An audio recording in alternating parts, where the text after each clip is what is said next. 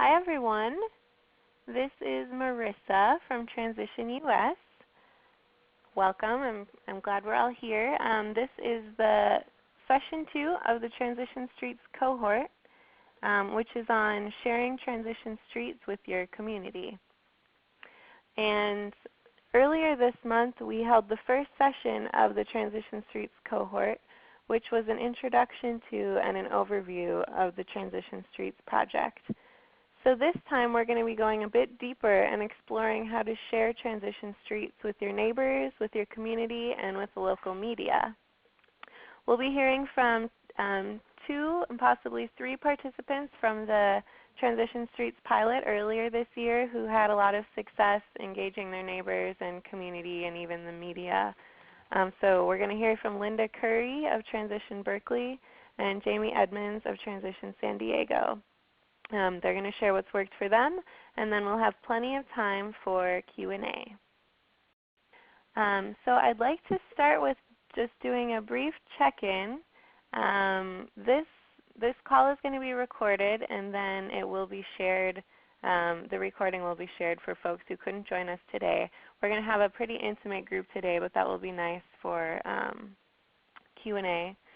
And I also just want to mention we're using a platform called Maestro Conference, which means I can see everyone who's called in, and I can also control the sound quality. So if you're going to be on mute to start with, I'll turn on each of our mics as we go around through the check-in. But if you have a question, just press 1 on your keypad, and then I will know that you want to speak, and I will turn on your microphone. And if someone's got a lot of background noise, then I'll turn off your microphone so it's not disruptive.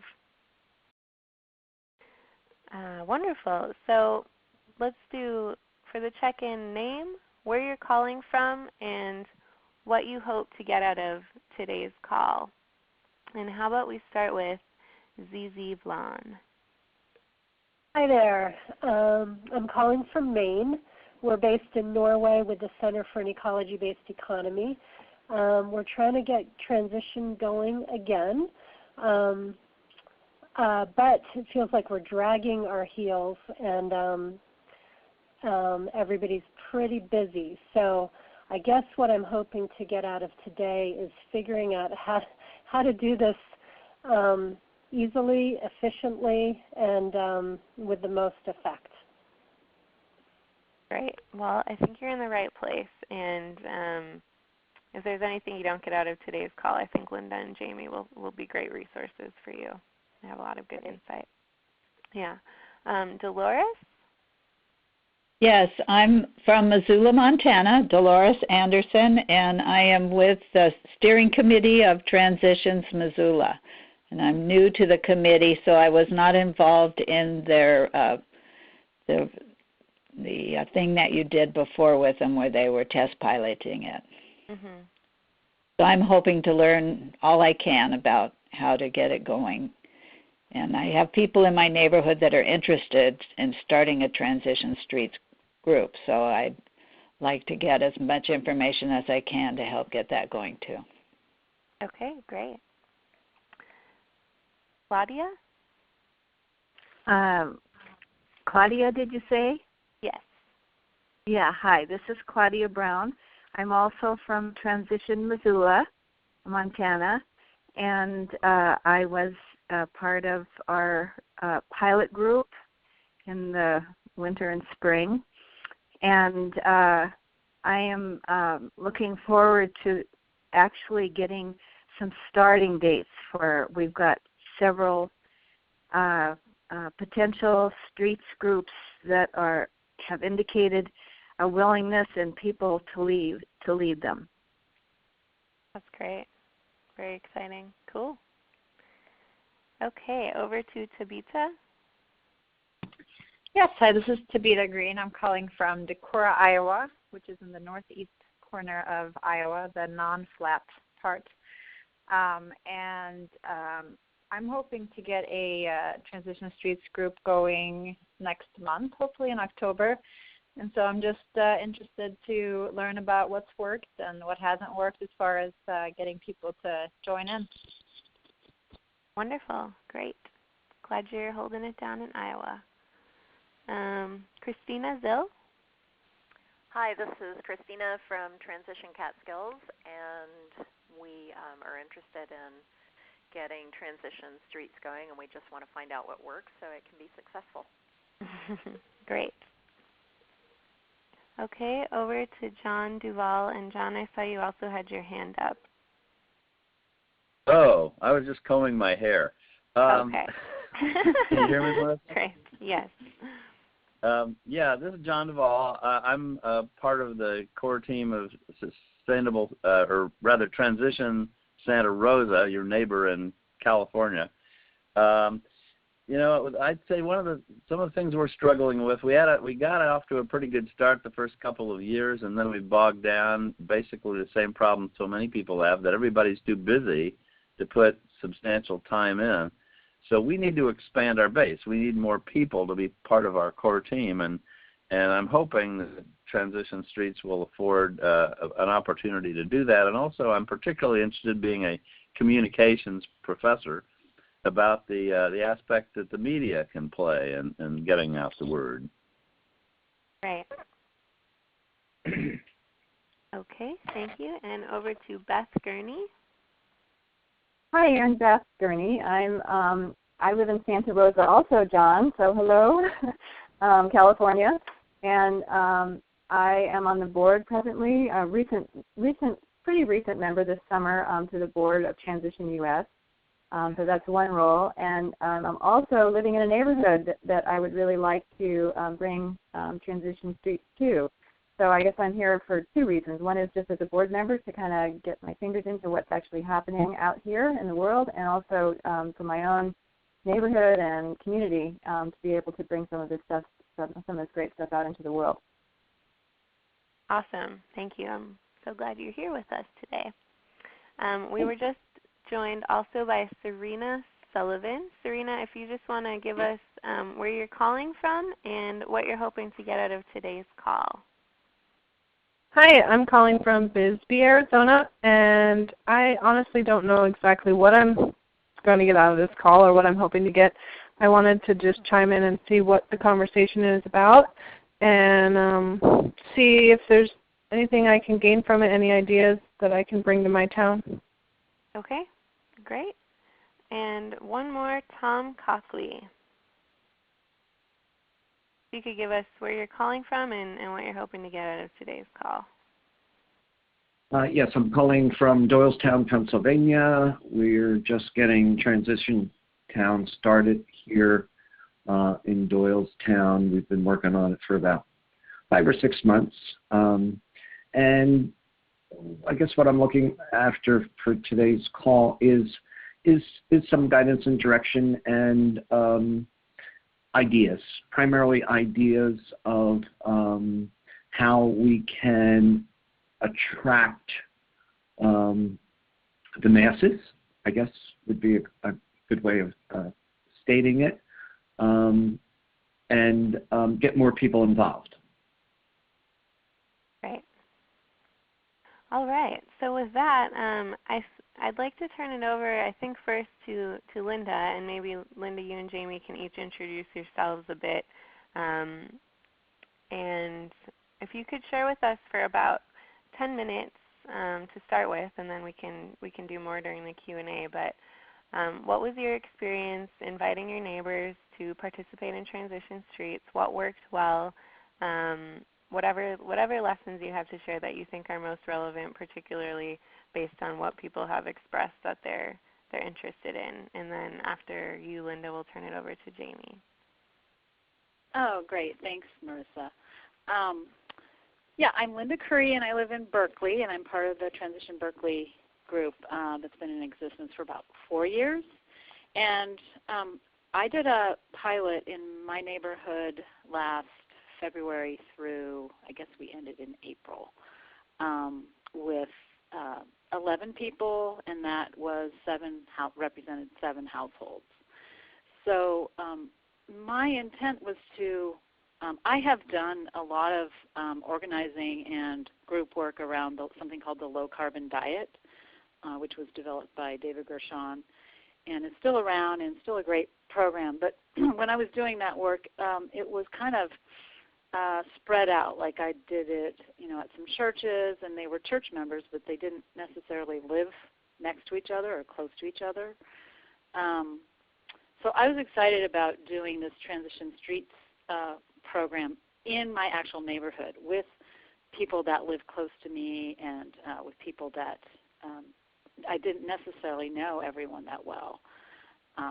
So the first step was to get people interested, and I did that in several ways. I actually created a letter, which I believe is accessible. Marissa can point you to my letter template.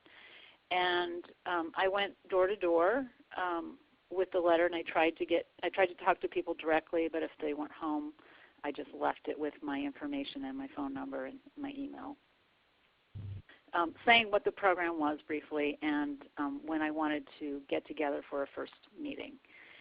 And I also posted things on, we have sort of a neighborhood e-tree. I posted the announcement there, and then I posted it to a broader, kind of bigger e-tree on that next door site. And so people started popping up. I found that I gave myself enough time. I mean, I think that's key. I started in January and after the holidays, and gave myself enough time to really do the outreach, because I find that can be sort of the hardest part, is getting people interested, and then once they're interested, finding a date to meet, and then picking your actual meeting dates that work for most people. So I gathered up people, and we chose a date to meet for the first time, and then once we met that first time, we picked future dates from that first meeting.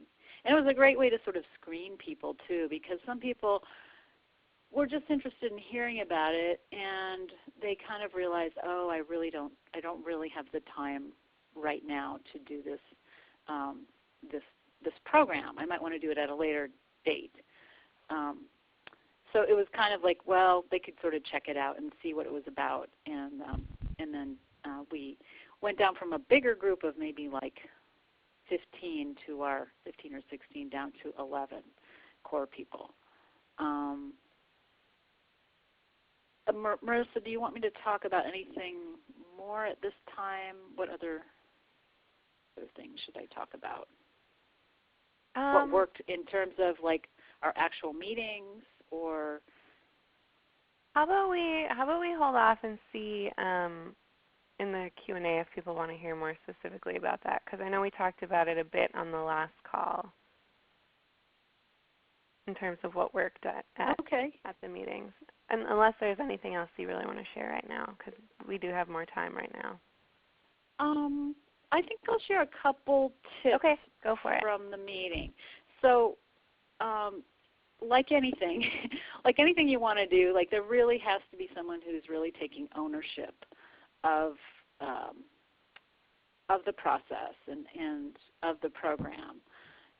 So I was that person this time, because I was leading the pilot and I was trying to gather a lot of information to get back to Transition US. And so the meetings, in the future I'd like it to be different, but the meetings were always at my home. And even though I invited other people to offer up their homes, nobody else did.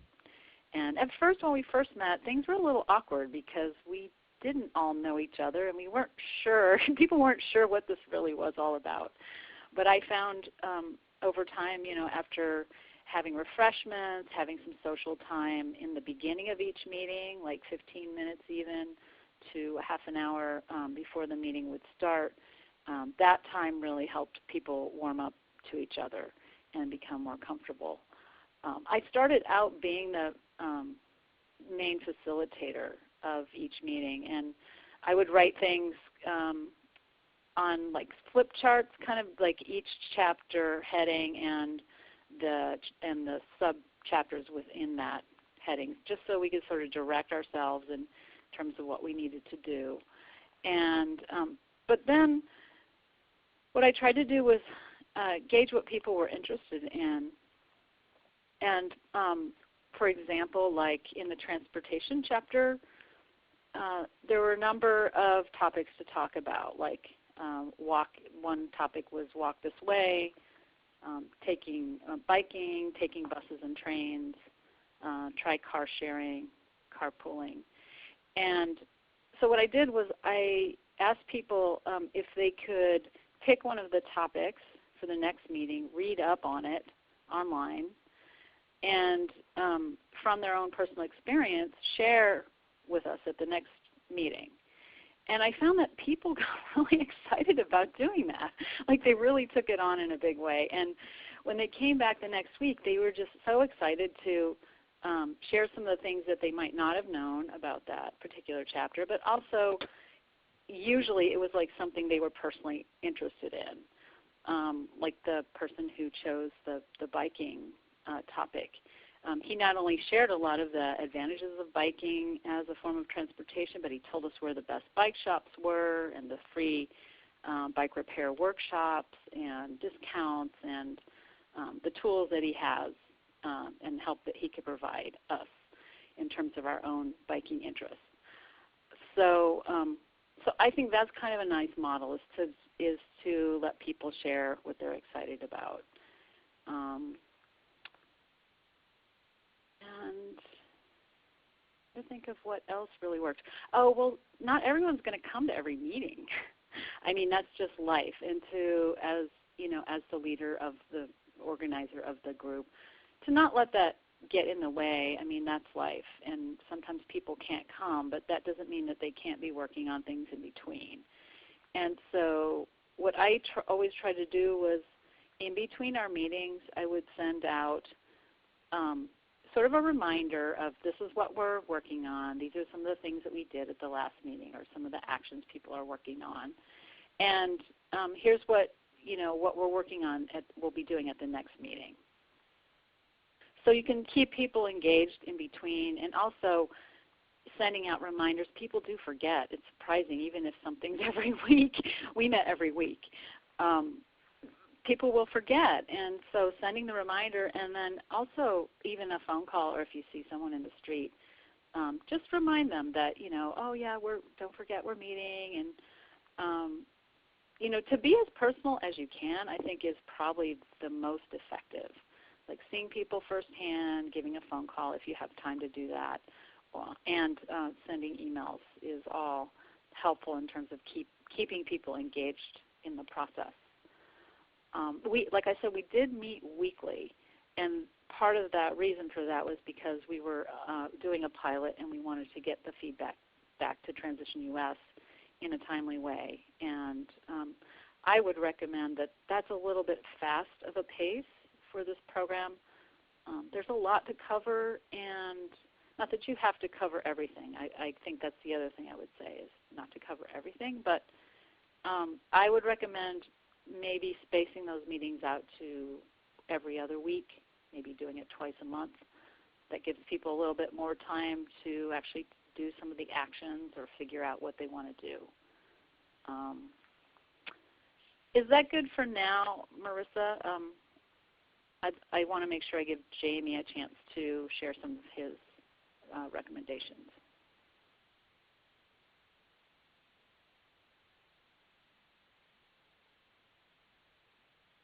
Hello?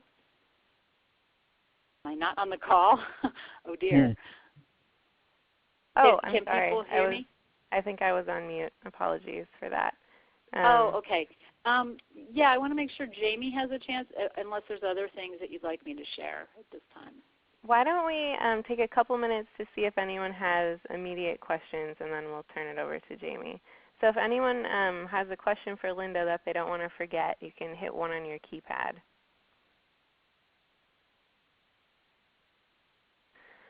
Okay. Let's go first to Beth.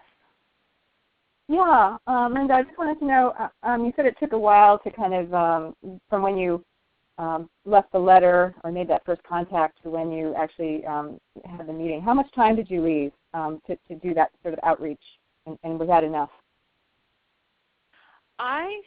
Like I said, I started in probably the second week of January, and we didn't start meeting for at least a month. It might have been five weeks. So I would give yourself at least a month, even a bit longer. And I didn't try to do anything in December. I just didn't think it would be at all effective. So I really waited till after January 1st and people kind of were back into the routine before I started doing outreach. Great, thanks.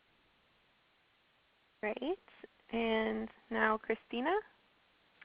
Oh, I just wanted to say that was very helpful to hear.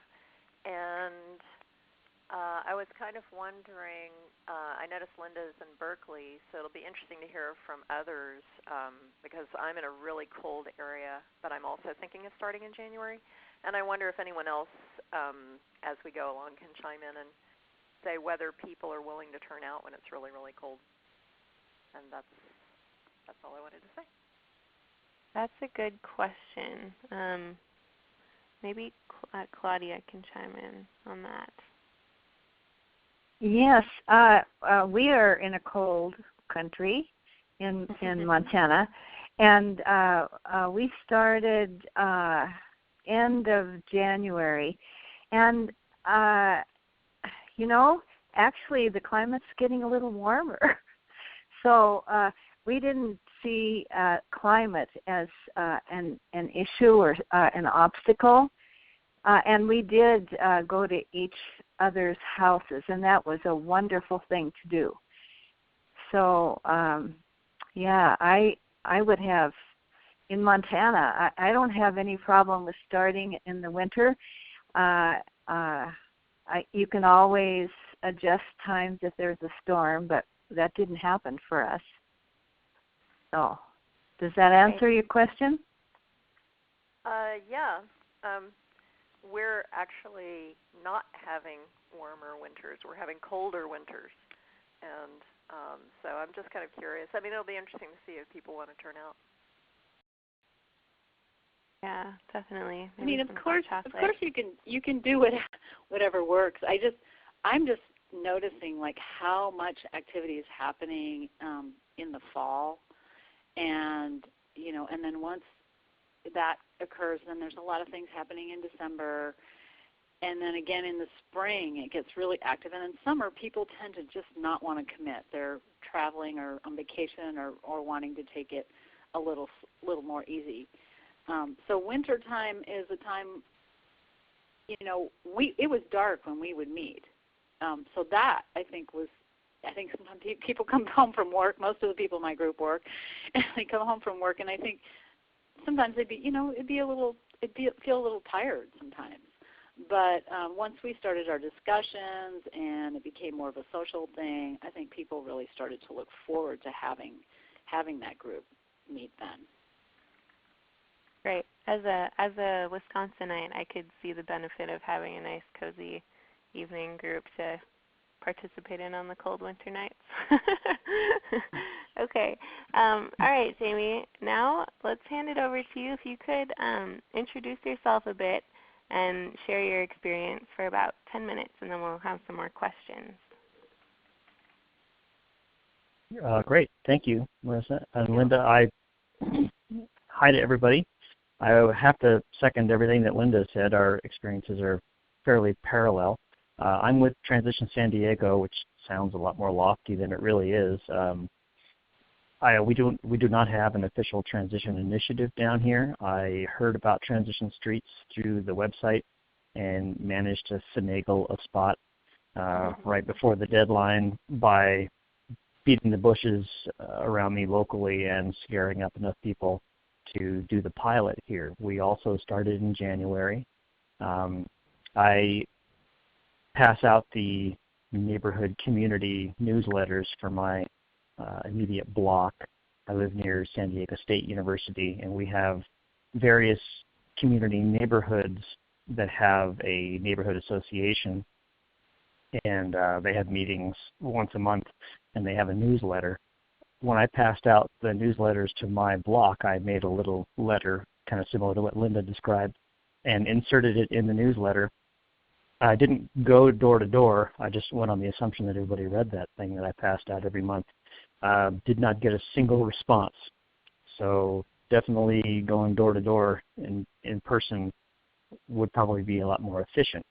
So then I went on the local nextdoor.com, where I could post to my immediate neighbors who had joined, and it was about a 20 to 30% membership rate on nextdoor.com in my neighborhood.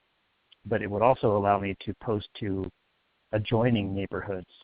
So I was able to reach a couple thousand people and put up the invitation to join this pilot group on that nextdoor.com, and I got about a dozen responses.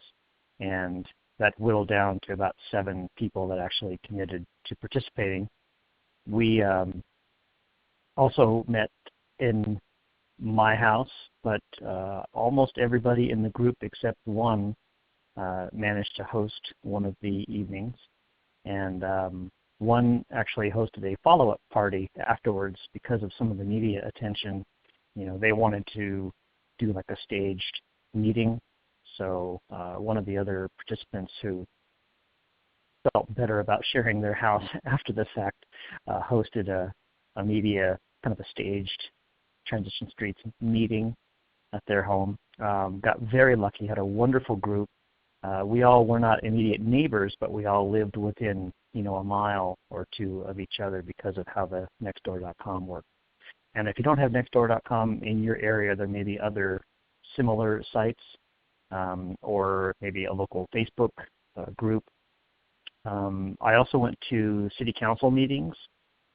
Any public meeting for your city or your county has a public comment period for non-agenda items. They can't take action on anything, but it's a great way to just kind of get the word out. And so I went to the city of San Diego, had an environmental committee meeting that met, I think, every other month or so. And my city councilwoman was chair of that meeting. And I went down and just in the public comment period ahead of that meeting, gave a quick, they give you 2 minutes or 3 minutes. And I gave a quick thumbnail sketch about transition and what we were working on. I'm in San Diego, so water is, the talk of the town, which was pretty much my hook to get the media involved because they were talking about more water rationing and sanctions and rules and rate increases and everything else. That's all the media wanted to talk about was the water portion of it. But even though my councilwoman was not at that meeting, she watched it at a recording, and she's the one that referred a media person from my local PBS affiliate who contacted me, and that's how the media thing started. So yeah, I kind of cast as broad a net as I could, and you never know which ones will bear fruit. So I've since talked to various neighborhood community groups about it, and a couple of those have really taken off. One neighboring neighborhood, they're all gung-ho about starting a Transition Streets. I put together a short presentation with some PowerPoint slides to kind of, here's why you should care, sort of thing. And had some AV problems at the one, so I would recommend that you become self-sufficient. I thought I had learned that lesson. And that really was helpful at getting people to care about, why should I? Because people don't otherwise. It's like, we'll just keep doing what we're doing until, like an addict, we can't do it anymore.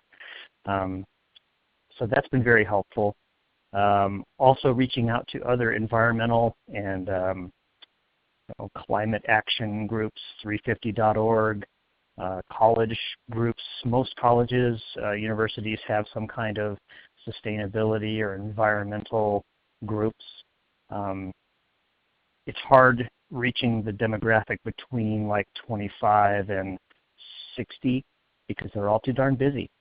But I had better luck with people over 60 who were retired, a lot of the people that go to these neighborhood community meetings, and the college age people, the younger people who, if you look at the 350.org demographic, most of them are in their 20s, early 20s.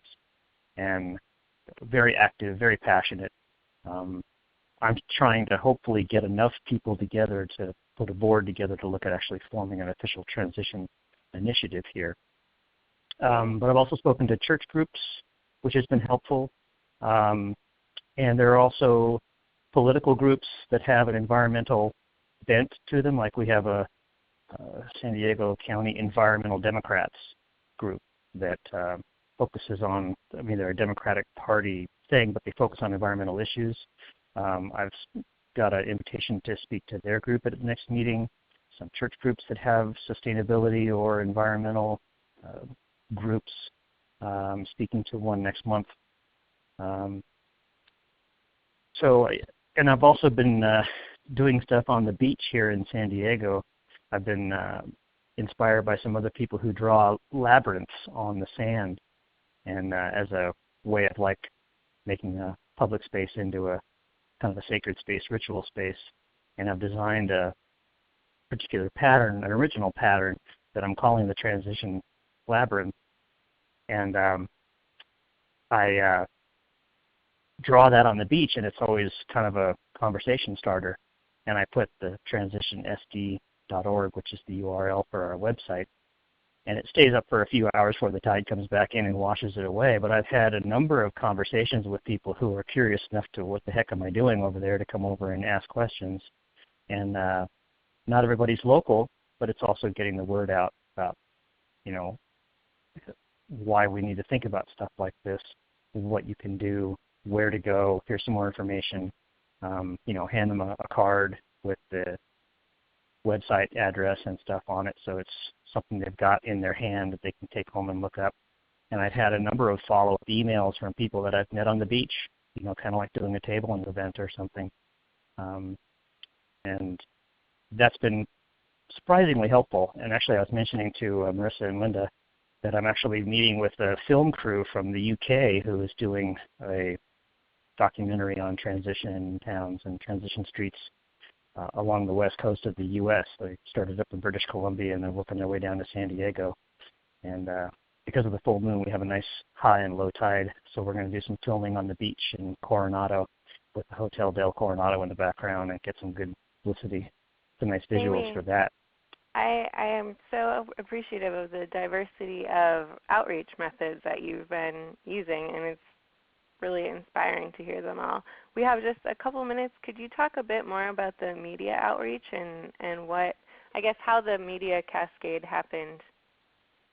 I'm not sure if everyone knows about your NPR slot and all of that. And I do have it all posted on the Lumio group, so if folks are interested, you can go to the Transition Streets Lumio group, and there's a media section, and you can see some of the media pieces that Jamie's going to tell you about right now. Yeah, like I said, it started with my city councilwoman who saw a recording of my presentation just during the public comment period before a city environmental committee meeting. And she referred my information to a reporter at the local PBS affiliate, KPBS here in San Diego. She contacted me, came out and did a story, and then the local CBS affiliate picked it up because of the water angle. It was right during that time in March when they were looking at water supplies with the summer coming on and the record heat that we've been having. And it was pretty much the water that was the hook. Like I said, it's all they wanted to talk about was water, water, water, water.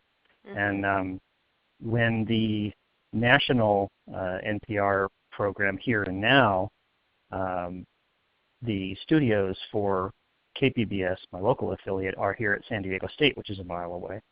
And the interviewer that came and did the story originally, when Robin Young from Here and Now was coming to San Diego to do a few other things, she happened to mention it, and then Robin Young contacted me, and she came out and did for radio another piece, which worked out really well. She was really very nice. And then I did some other radio shows, Kogo Radio. I think they pretty much just picked it up on the water angle, trying to find some positive, you know, instead of all the gloom and doom stuff, here's a positive thing you can do to help decrease your water. I think the government that's responsible for supplying the water and all that kind of helped to push it because, they can keep raising rates, but if we don't have the water or people keep wasting it, it's going to be more of a problem. So I think that was the angle here. Didn't get as much support from my local, utility because they want you to buy more. They don't want you to put solar on. Here in San Diego, we pay some of the highest electricity rates in the country, and we have 330 days of sun. It's just kind of insane, really. So I have not gotten much support from them. I'm gonna ask you to wrap up and then turn it over to some questions. But I wanted to just highlight what you're saying about It seemed like the media coverage really did result from wanting to have a positive story to tell about the drought and how people could respond differently. And I really loved the title of the KPFA piece was an alternative to the water police. And also it was referred to as a drought support group. And it was just really nice to see that positive framing. And I highly recommend folks check out the KPBS and the NPR pieces because they're both really beautiful and capture the essence of transition streets. Yeah, I guess when the water restrictions went into effect, the only tool they had was a hammer. So they started this water police thing where you could, rat out your neighbors for running their sprinklers too many days a week or having the water run down the gutters. And it was just kind of a very negative overall feeling. You get people moving here from other parts of the country where they don't have to worry about water. They don't even think twice about it. So I think they were just looking for a positive angle on that. So trying to keep it positive. And like I say, almost any city or county public meeting has a public comment period, and you can say anything you want.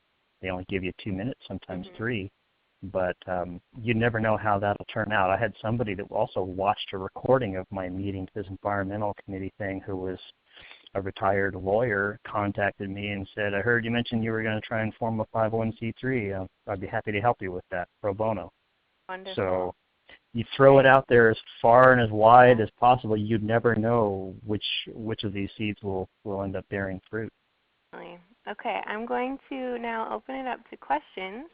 If anyone has a question for Jamie or Linda, if you can hit 1 on your keypad.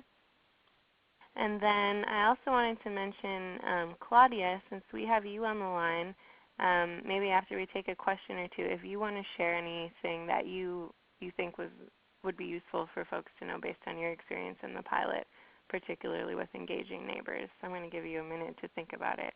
And go first to Christina Zill. Hi, I just had a question for Terry about, you said that you made a presentation at your at the local,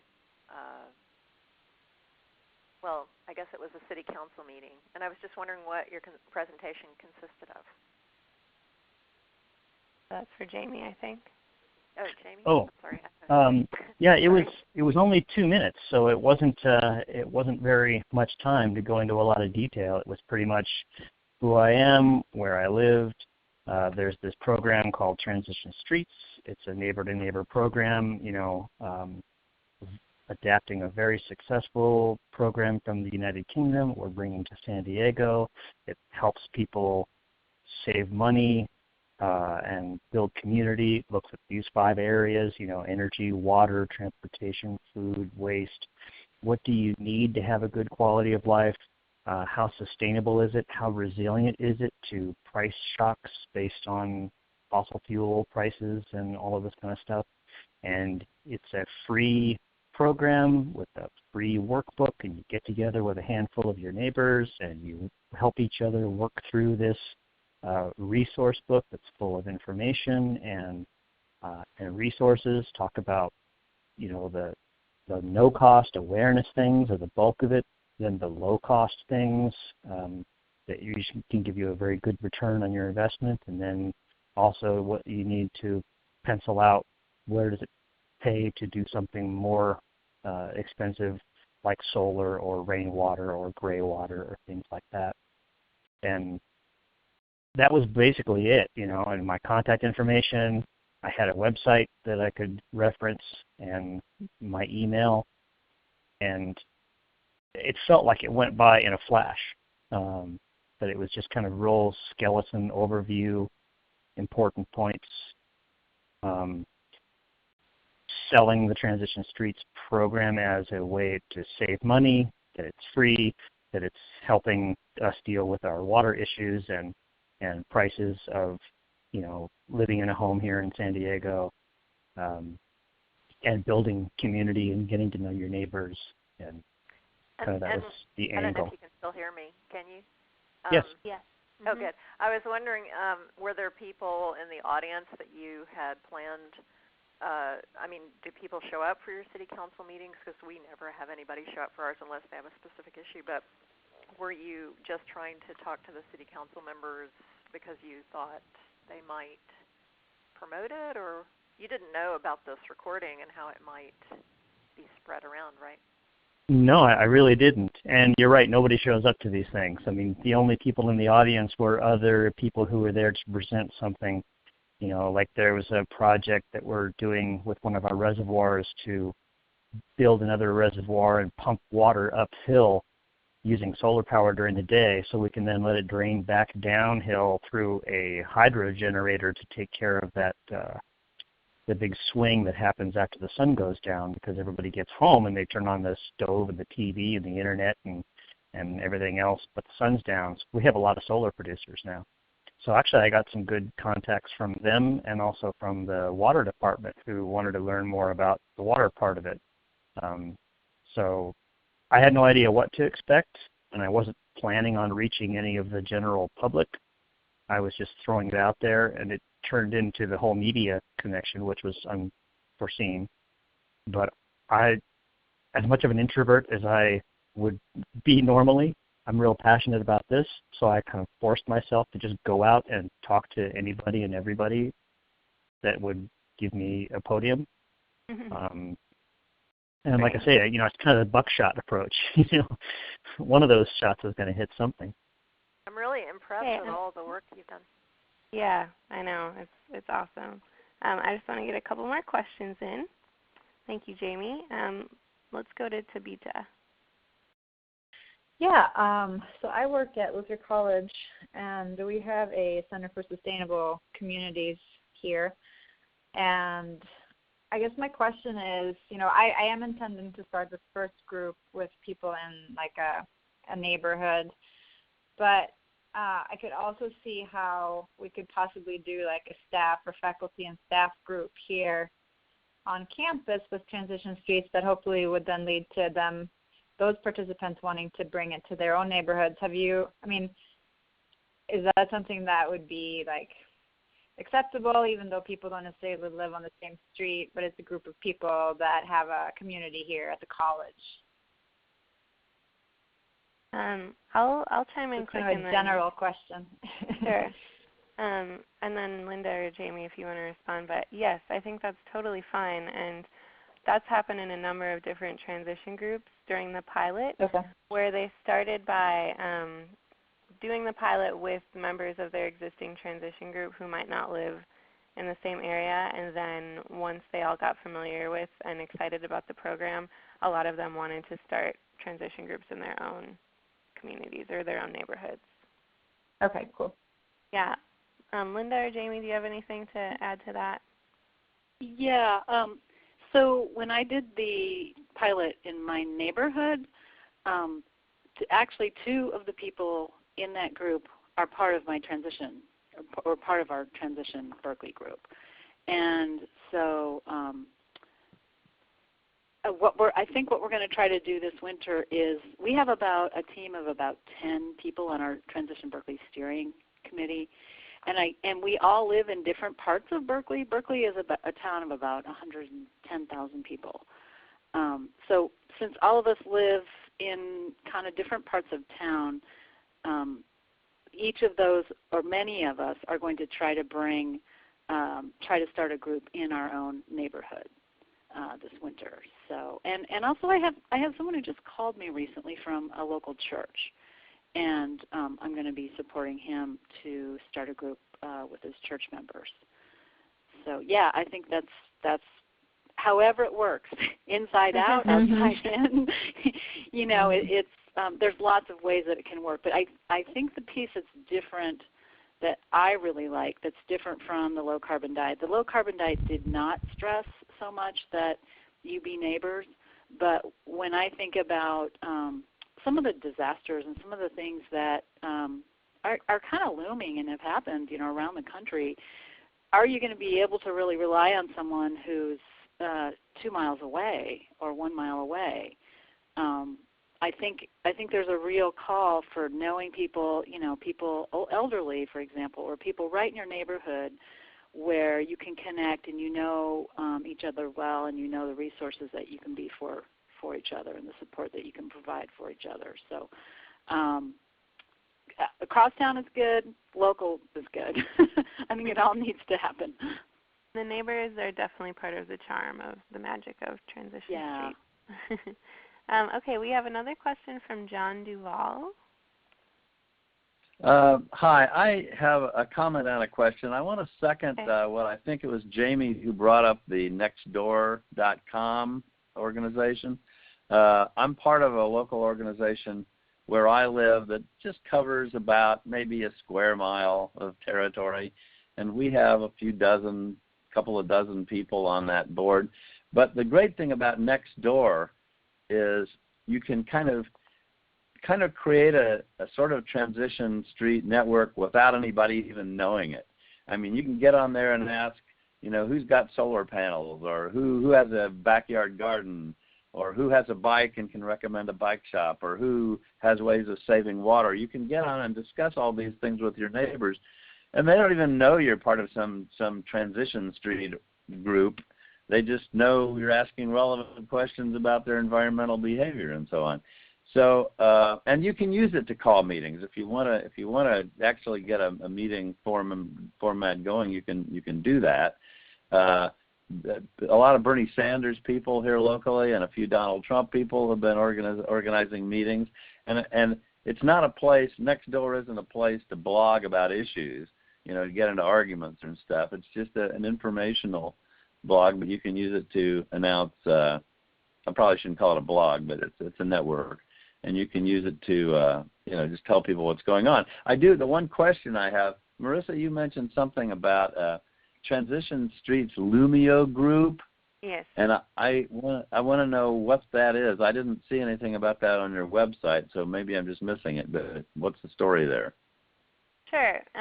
So as part of the Cohort model, which is an experiment we're trying, it has these 2 teleseminars, kind of training sessions, and then we're going to have 2 telesalons where people can just call in and share how things are going and get help, ask questions, that sort of thing. And then there's also an ongoing, like, online platform for everyone who's part of this cohort, which is about 25 people, to share questions and resources. I've been posting resources there. You should have received an email with some information about it, but I'll follow up with you and make sure you have the invitation so you can sign up and participate.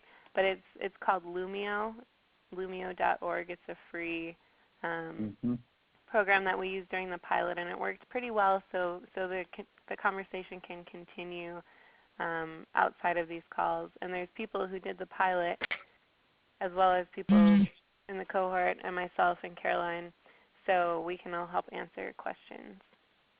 So I'll send you another email after this call, John. Yeah. Sorry if I just missed that. Also, you know, Linda and Beth are both sort of in my neighborhood. I mean, Linda in Berkeley and Beth actually in Santa Rosa. So I might like to get in touch with you folks offline. Maybe we can get together. Beth, what's Beth's last name? Beth's last name is Gurney, and I can connect you two after the call. All right, thanks. Sure. And I'd be happy to talk with you offline. Great. Yeah. Great. Thank you. Claudia, I wanted to check back with you and see if you're up for sharing a bit about your experience. Yes, sure. So our Transition Streets pilot group was maybe a little different. because we decided that our steering committee wanted to do the Transition Streets model, so we really knew what was involved before inviting and before spreading it to other people. So we had 4 of us, 3 of us or 4 of us, who participated in it, and then we each kind of just cast around for a few more people. We had 7 of us all together, and we were all retired people except for one young guy who was in his 20s, who was wonderful, and I just happened to meet him at a gathering place, and I was impressed with him. And so sometimes you meet people that way, you just offhand. So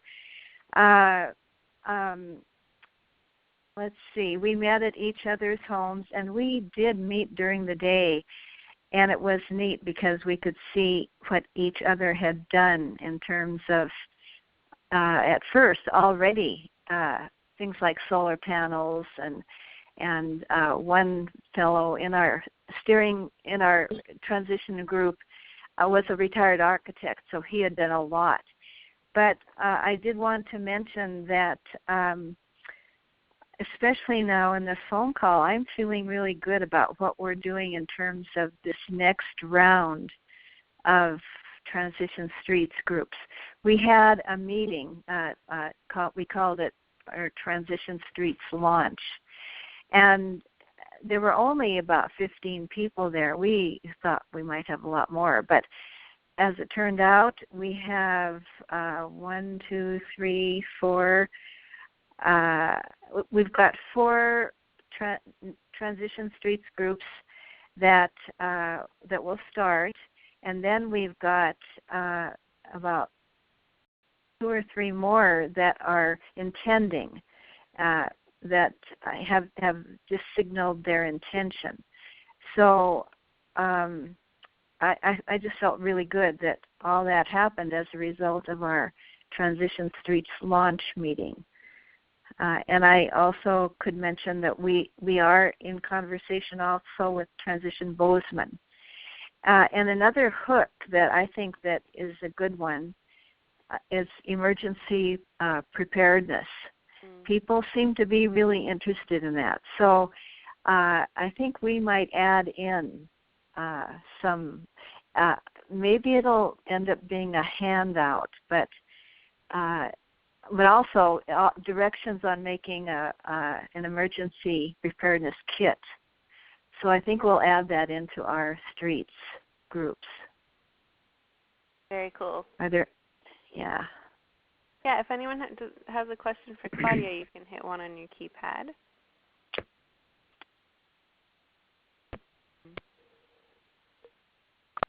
Okay, Beth? Yeah, Claudia, I'm just wondering if you could give us more details on what your launch meeting involved, because it sounded like that went past your initial steering committee meeting. Yes, we just cast the web of advertising for it as widely as we could, although I have to say it was almost all on email. And also, we have a media list that we contact, and so a lot of different listservs of other environmental groups. And we thought we might have a lot of people, but this seems to be a time when people are distracted. Sometimes it seems like it's pulling teeth, but the people who are there were very interested. And I also got several emails from people who were interested but couldn't come to the meeting. So at that meeting, we set up a couple of small groups, tried to group them by area, and Dorothy or Dodie actually managed that part. And she put up a map and had, as people came in, they would get a push pin, and they would put their push pin where they lived on this map of Missoula. So Dodie used that map to form these. It ended up with 2 groups, and we talked about who wanted to start a Transition Streets group and who wanted to be involved in a Transition Streets group, because you do have to have that leader, as what Linda mentioned, I think. So we have some leaders, and we have people who are just interested in being involved. So that now the next step is setting dates for our first meeting. And it also helped me to find out from Linda that you have to realize that it's going to take some time from the initial intention to when you can be ready to have the first meeting. Does that answer your question? That's great. Thank you so much. Claudia. Mm-hmm. Linda, you have your hand up? Oh, I was going to ask if your group members are going to be personally supporting the new groups to start up in some way, by maybe attending the first meeting or being a resource via email or phone. Absolutely, or are you just yes. letting them? Are you just letting them? Okay, here are the materials. Go off and make it happen. No, no, I don't think that is going to work. We do want to have a facilitators training where we just go. The facilitators guide that's provided is, I think, very good, and we will just go over that with the people who are starting. And if they can't all come to the same meeting, we'll just do it when they're available. And then I plan on attending, and I think other members of our steering committee, hopefully too, will attend at least the first meeting of the different groups, just as a support. And we also we have downloaded the handbook. We're calling it a manual because there's also the transition handbook, and so it's confusing to then talk about the Transition Streets handbook. So we're calling it the curriculum or the manual. So we've printed up a number of those, and we can provide them to individuals in groups for $5 a manual. But we're also being flexible. There's one person who wants to do the food and gardening, and so we said, well, that's fine. You do what you're interested in, and maybe when they start in, maybe they'll get to be interested in some of the other chapters too. So I think going with what people want to do is important.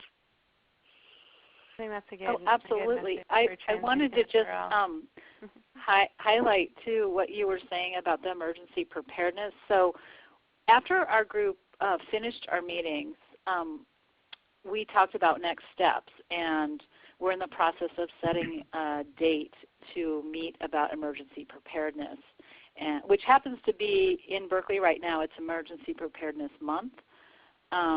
So there are some special trainings happening this month, and so that's kind of our plan.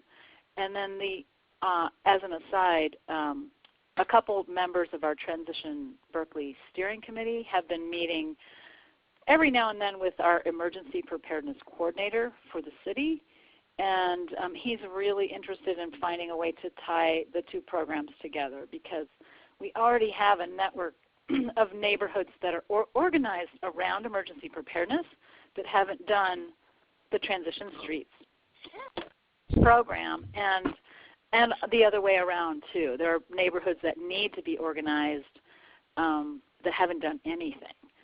So we kind of we put out a flyer with the emergency preparedness coordinator for the National Night Out that happens in August, and we put a little plug on there for here's something else you could do.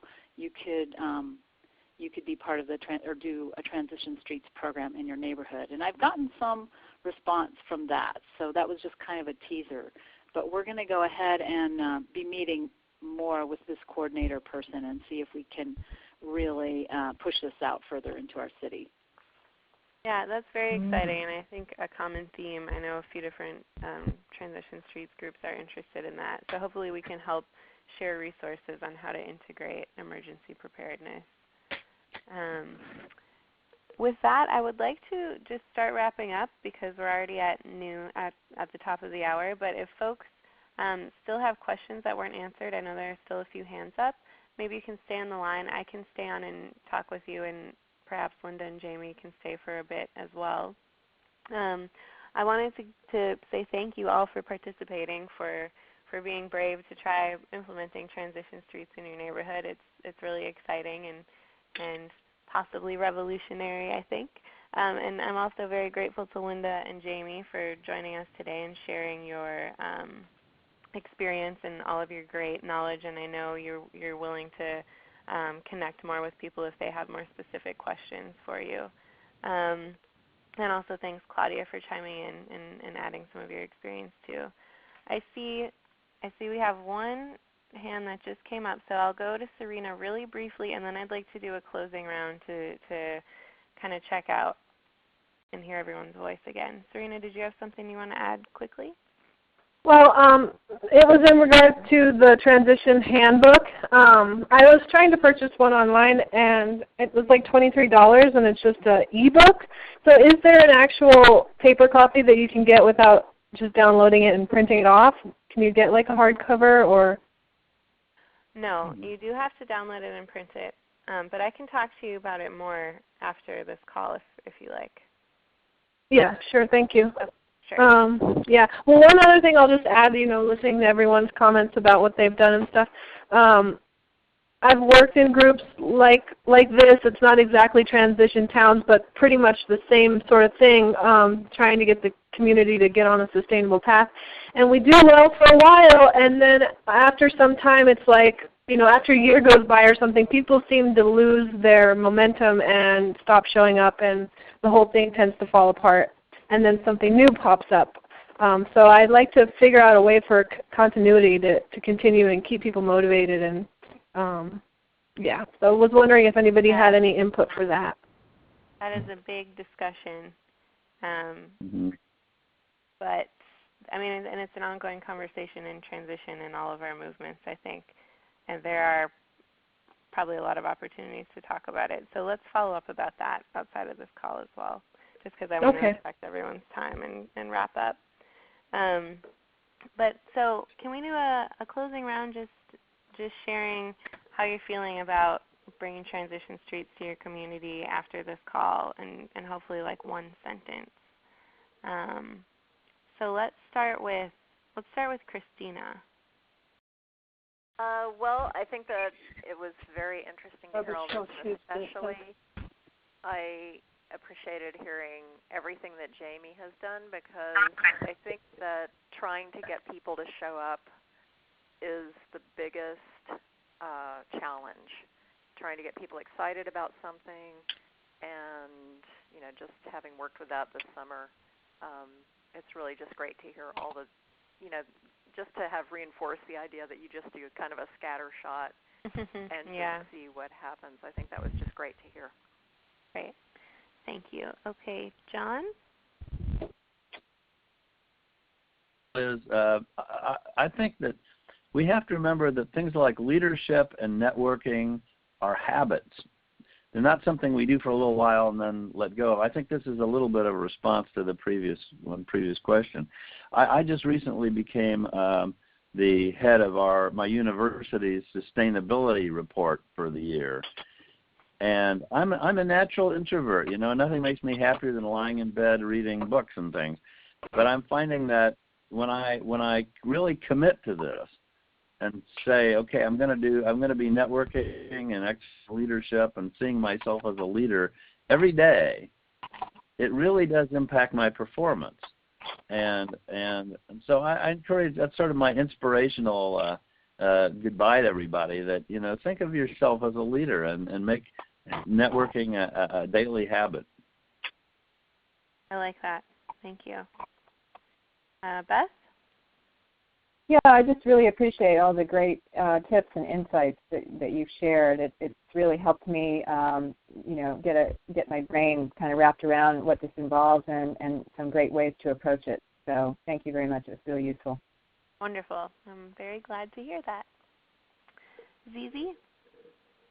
Hi, yeah, I can see us moving in this direction, and definitely after January 1st, and probably with a launch of some sort into the spring.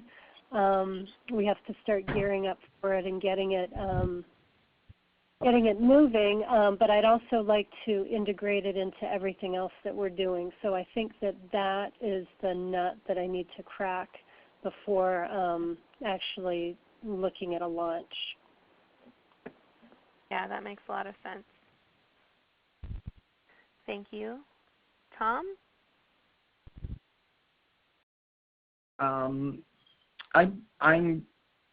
thinking along the same lines of the other gentleman that spoke about leadership. I think if you think about it, it all falls down on everybody that's on the call, and if we tackle this as being a leader and a networker, it will happen. If you believe in it, it will happen. If you believe in yourself, it will happen. So again, my advice is keep believing in yourself, believing in the dream of Transition Town, and it will happen. Yeah, thank you. Dolores?